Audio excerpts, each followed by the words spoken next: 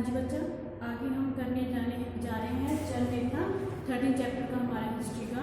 ठीक है, हमने आज से योग आंदोलन किया है। अब हम इसके बारे में जन नेता के बारे में बताने जा रहे हैं। जन नेता क्या था? जन नेता में कौन कौन से नेता आ जाते हैं, कौन कौन से नेता शामिल हो जाते हैं।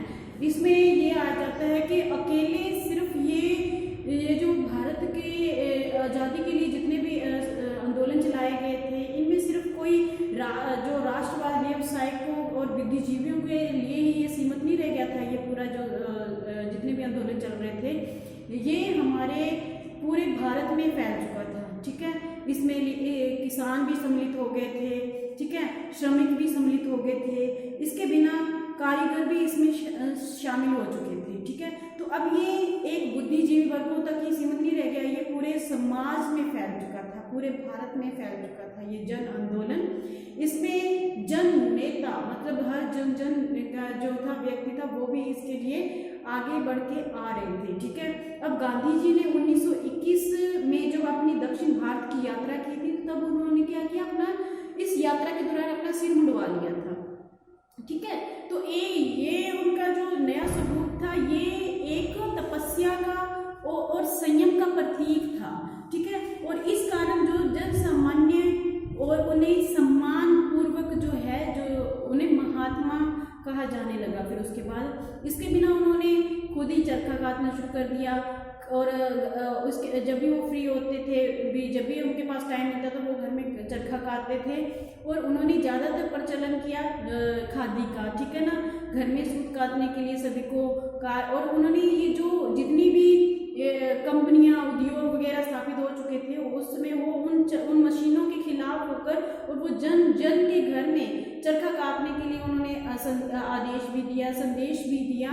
तो और ताकि ये हर घर में एक मतलब लोगों के लिए व्यवसाय भी उत्पन्न हो जाएगा, क्योंकि चरखा तो हर आम लोगों के पास अपनी पहुंच के अकॉर्डिंग था।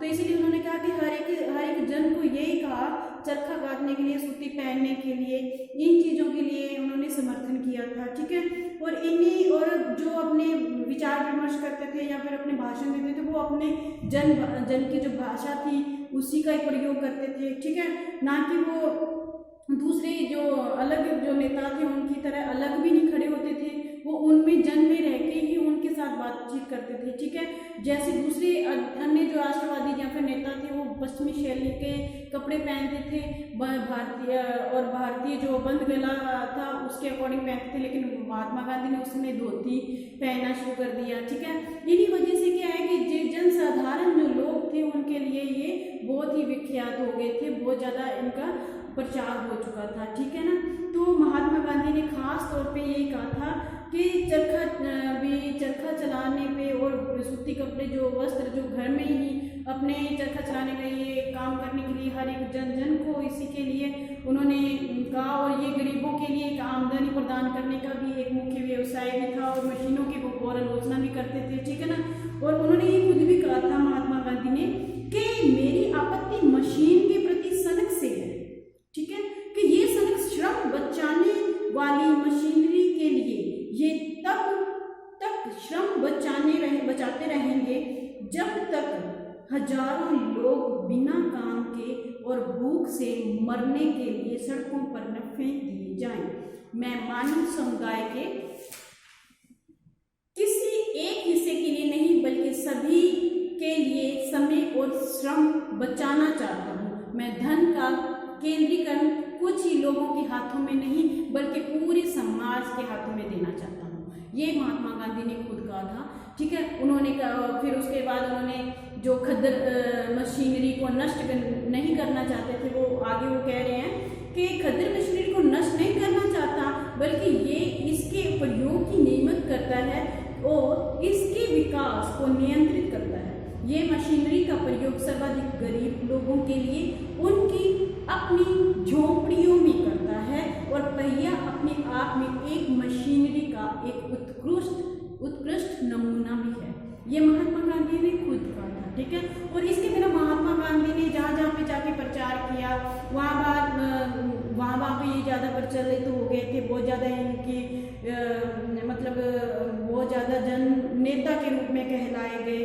और और उस समय महात्मा गांधी जो थे, जहाँ जहाँ पे भी वो भ्रमण करते थे वहाँ के लोग उन्हें महात्मा समझते, कोई उन्हें गांधी बाबा कह के बुलाता और कोई गांधी महाराज कह के बुलाता। उनके जो महात्मा गांधी जो फरवरी के 1921 में वो उत्तर प्रदेश की यात्रा के लिए गए थे, ठीक है ना। तो महात्मा गांधी के बारे में जो शाहिद अमीन है, ये प्रसिद्ध इतिहासकार थे शाहिद अमीन, इन्होंने अपनी पुस्तक थी गांधी एज महात्मा, गांधी एज महात्मा, और इसमें जो प्रेस रिपोर्टों तथा अफवाहों के आधार पर महात्मा गांधी के जो उत्तर पूर्व की यात्रा जो की थी उन्होंने, उसके बारे में जो लोगों के मनों में जो कुछ अफवाहें फैला रखी थी, ठीक है ना, उनके ऊपर ये प्रकाश डाला गया उनके द्वारा। उन्होंने कहा कि महात्मा गांधी जो है फरवरी 1921 में ये जब उत्तर प्रदेश के क्षेत्रों से गुजरे थे तो लोगों ने उनका बहुत ही गर्मजोशी से स्वागत भी किया था, और उनके भाषणों के दौरान कैसा माहौल था ये गांधी जी ने स्थानीय मतलब वहाँ के जो गांधी जी के बारे में जो समाचार पत्र छपे थे उनके हवालों के साथ उन्होंने ये बयान दिया है कि जो भटनी में गांधी जी ने स्थानीय जनता को संबोधित किया था, ठीक है, और इसके बाद वो ट्रेन गोरखपुर के लिए रवाना होगी, नूनखार, देवरिया, गोरी बाजार, ठीक है, चोरी चौरा और कुसुमही पर 15 से 20 हजार से कम लोग नहीं आए हुए थे इसके गांधी जी के दर्शन के लिए, ठीक है। और क्या कहते हैं कि जो महात्मा गांधी के लिए जो देवरिया में लोग जो है 10,000 से कम, चाहे कि देवरिया एक जंगल के बीच में एक इलाका है जहाँ पे भी लोग गांधी जी के दर्शन के लिए ही पूरे 10,000 से कम जनता एकत्र नहीं हुई थी वहाँ पे। और कुछ लोगों ने गांधी जी को भेंटा भी देनी चाहिए, लेकिन गांधी जी ने गोरखपुर में अपनी भेंटा लेने के लिए कह दिया था कि मैं ये आगे गोरखपुर में देना, लेकिन गोरखपुर में किसी व्यक्ति ने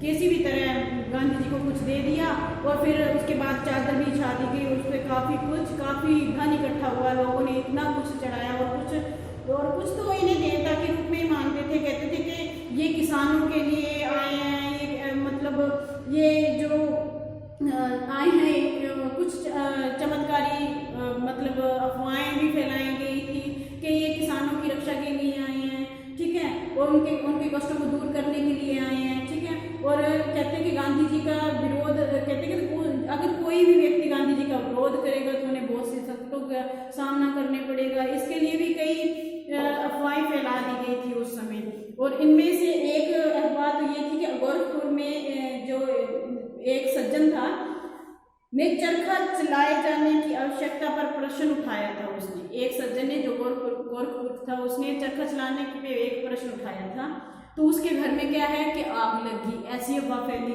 एक जगह पे ये हुआ कि अप्रैल 1921 में उत्तर प्रदेश के एक गांव में कुछ लोग जुआ खेल रहे थे, तो उन्होंने किसी ने कह दिया कि जुआ खेलने के लिए मना किया, तो एक जिद कर रहा था, तो क्या हुआ कि कहते कि तो उसका जब वो जिद करके फिर भी जुआ खेल रहा था, तो क्या है कि अगले ही दिन उसकी बकरी है जो कहते अगले ही दिन कहते उसकी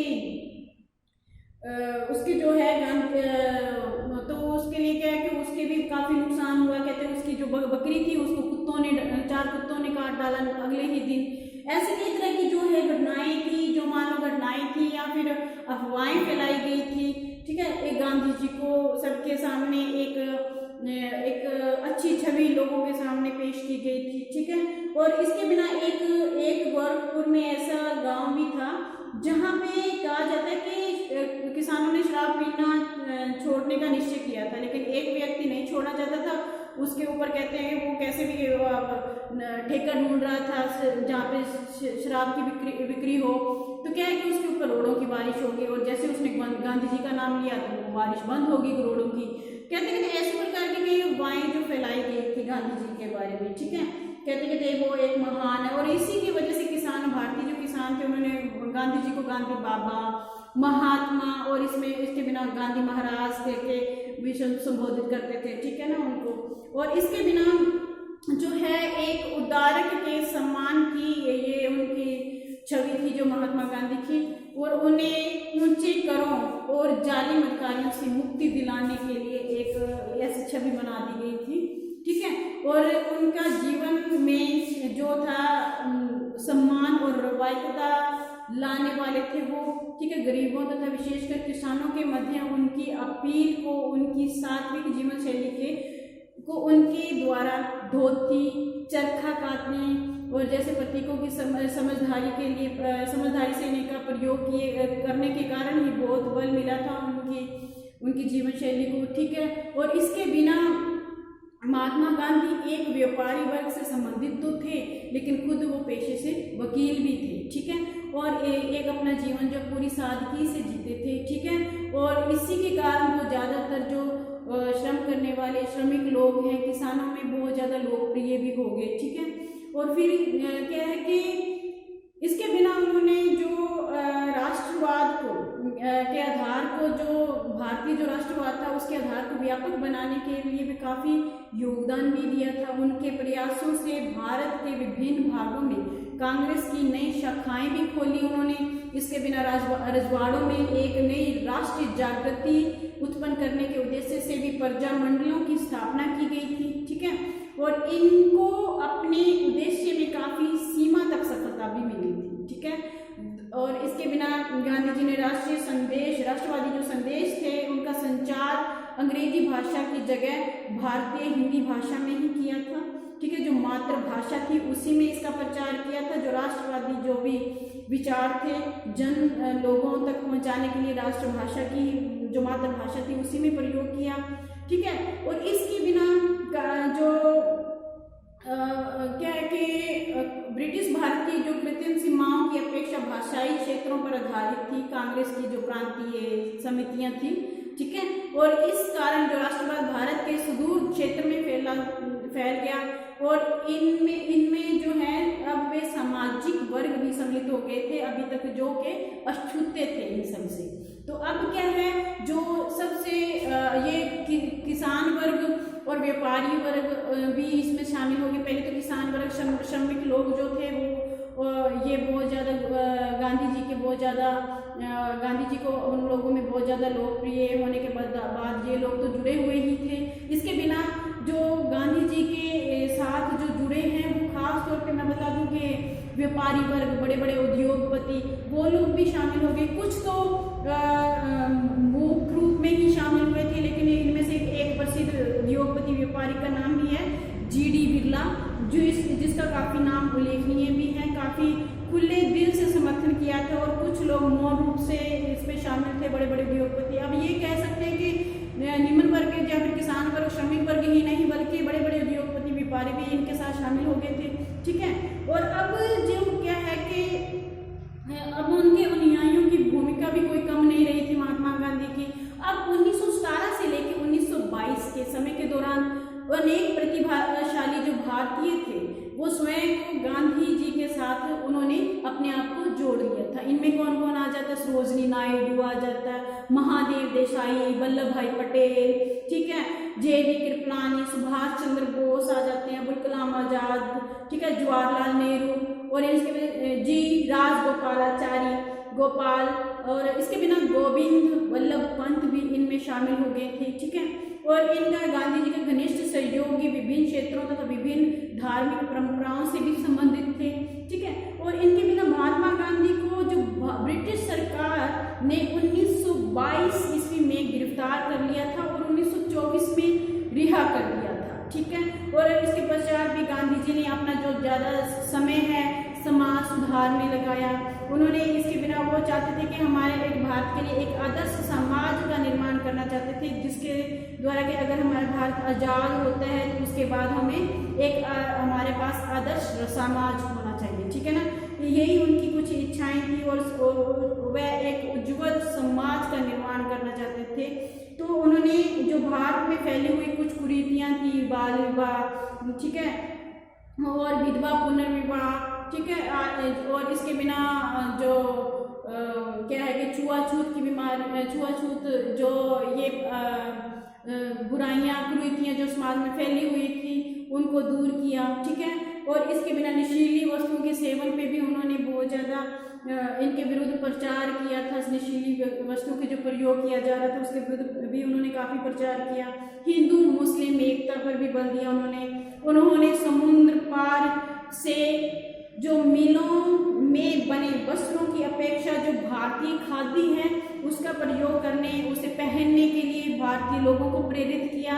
ऐसा करके वे भारतीयों को आर्थिक क्षेत्र में स्वतंत्रता दिलवाना चाहते थे और निस्संदेह उनके प्रयास काफी सीमा तक भी सफल रहे।